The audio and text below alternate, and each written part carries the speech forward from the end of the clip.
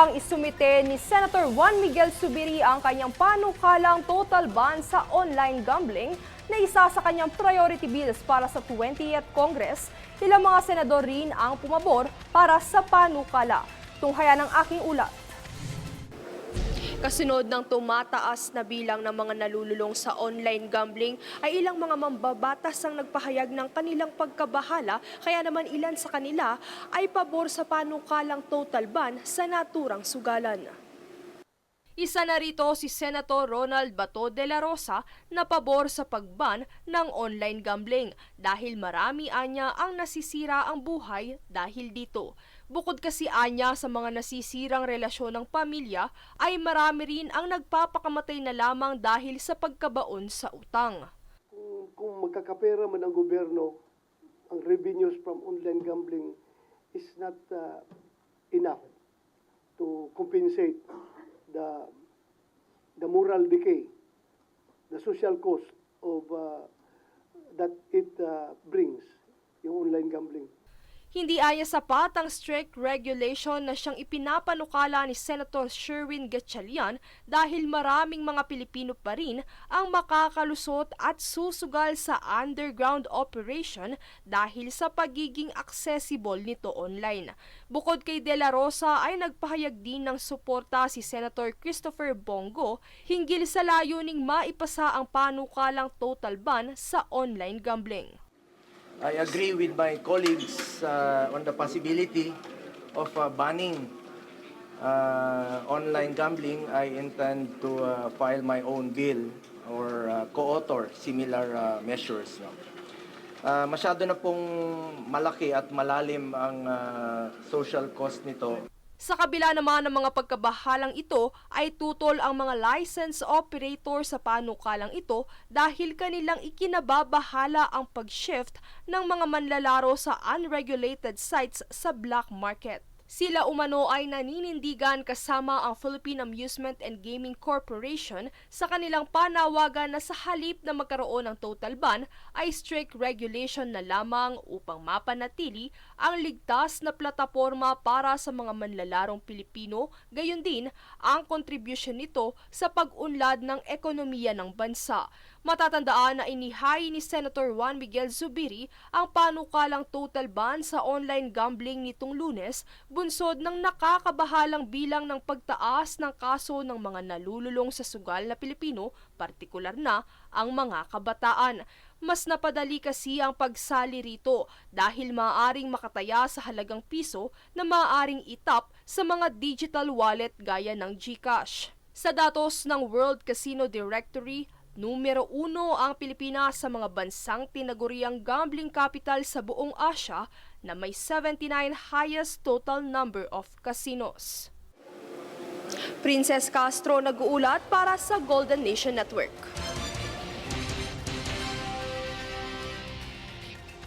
Wala dapat ikabahala sa umano'y delay sa impeachment proceedings laban kay Vice President Sara Duterte.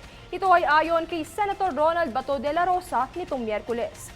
Ito ay kaugnay ng kamakailang pagkabahalang pahayag ng Catholic Bishops' Conference of the Philippines hinggil sa pagkaantala ng Senado sa pagpapatupad ng kahilingan ng konstitusyon na masimula ng proseso ng impeachment. Batay naman sa umano'y impluwensya ng mga Duterte na ikinakatakot ng iba, walang dapat ikabahala ayon sa senador. Dahil bukod sa hindi na Pangulo si FPRRD, kaya naman ni Pangulong Marcos Jr. na pangalagaan ang seguridad ng Malacanang. Kaya tanong ni De La Rosa, Nababahala sila? Bakit sila nababahala? Ano ang kinabahala nila? Kinabahala nila na na-delay. There's no cause for panic.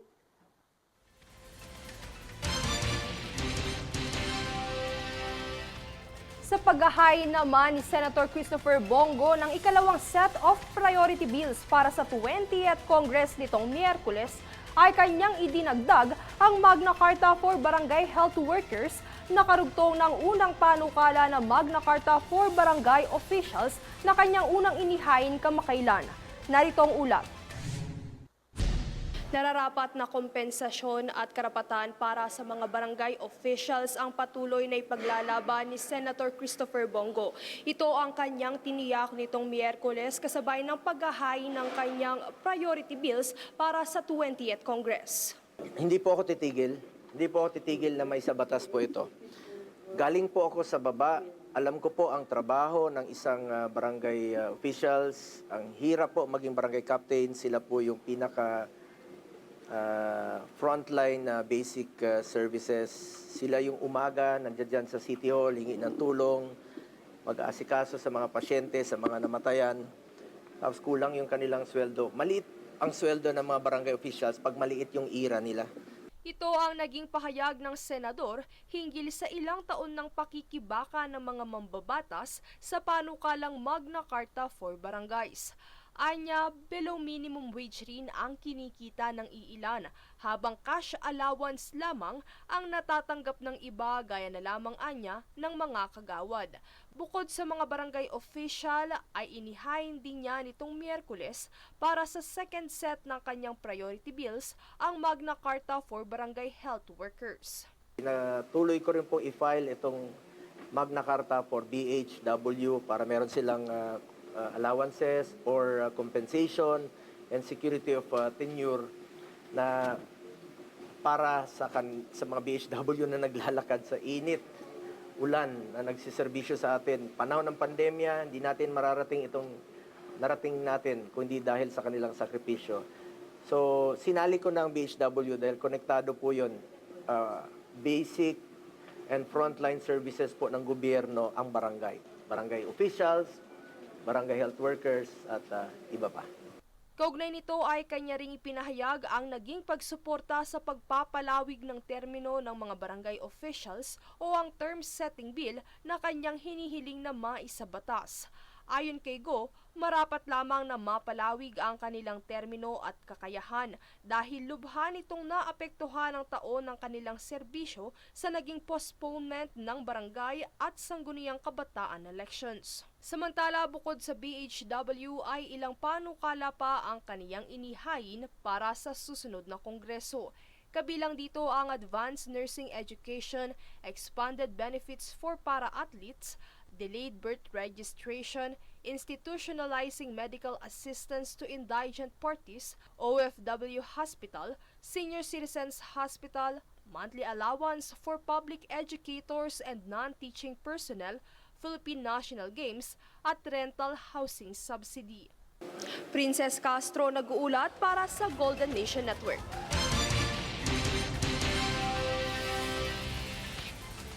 Mas handa ng gampanan ang kanilang tungkulin ng 69 na bagong miyembro ng Kamara matapos makumpleto ang executive course on legislation para sa ika-20 Kongreso. Tunghayan ang ulat mula kay Jade Buhoy. Kamakailang nakumpleto ang executive course on legislation para sa ika-20 Kongreso ng 69 na bagong miyembro ng Kamara. Ang 3 araw na programa ay bunga ng pagtutulungan ng House of Representatives at ng UPNCPAG Center for Policy and Executive Development o CPED. Layunin nitong palalimin ang kaalaman at kasanayan ng mga neophyte lawmakers sa paggawa ng batas at sa makataong pamamahala. Dito isinagawa rin ang mock committee hearing at plenary session upang mailarawan ang aktual na proseso ng lehislasyon. Pinangunahan din ni House Secretary General Reginald Velasco at mga opisyal ng UPNCPAG ang pagbibigay ng sertipikasyon sa mga kalahok. Sa huling araw ng training, nagsilbing tagapagsalita ang propesor na si Dr. Rachel Khan at DSG Sofonias Gabonada Jr. Binigyan diin ng programang ito ang kahalagahan ng masinop at makataong batas para sa ikabubuti ng bansa. Bahagi ito ng adhikain ng ika-20 Kongreso na itaguyod ang responsableng pamumuno at makubuluhang serbisyo publiko. Jade Buhoy, nag-uulat para sa Golden Nation Network.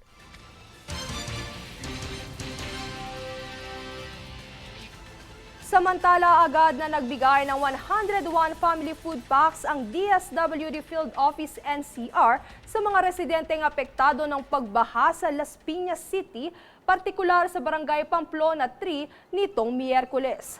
Ang pagtugon ay naisakatuparan sa pakikipagtulungan ng lokal na pamahalaan upang masiguro ang mabilis na pag-abot ng ayuda sa mga pansamantalang nanunuluyan sa evacuation center.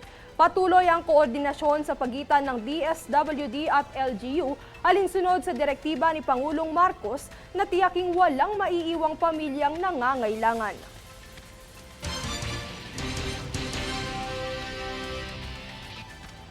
Nagpugay si Defense Secretary Gilberto Teodoro Jr. kay Director Baby Ruth Villarama para sa pagkilalang natanggap ng dokumentaryong food delivery fresh from the West Philippine Sea sa 2025 DOC Edge Festival sa New Zealand. Pinuri ni Teodoro ang pelikula sa matapang nitong paglalantad sa karanasan ng mga Pilipinong mangingisda at sundalo sa West Philippine Sea sa gitna ng maling impormasyon sa rehiyon. Ang dokumentaryo ay ginawa ng Voyage Film Studios upang itampok ang tunay na sakripisyo ng mga nasa unahan ng sigalot sa karagatan.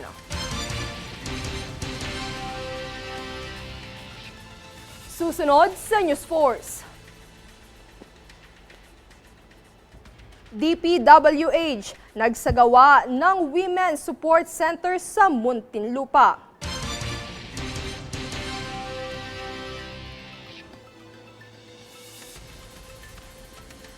Yoon Suk-yeol muling inaresto bunsod ng nagdaang martial law decree.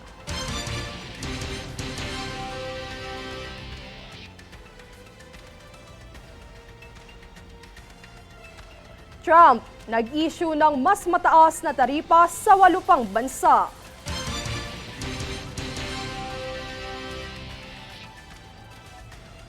Manatiling nakatutok para sa higit pang mabalita sa pagbabalik ng News Force.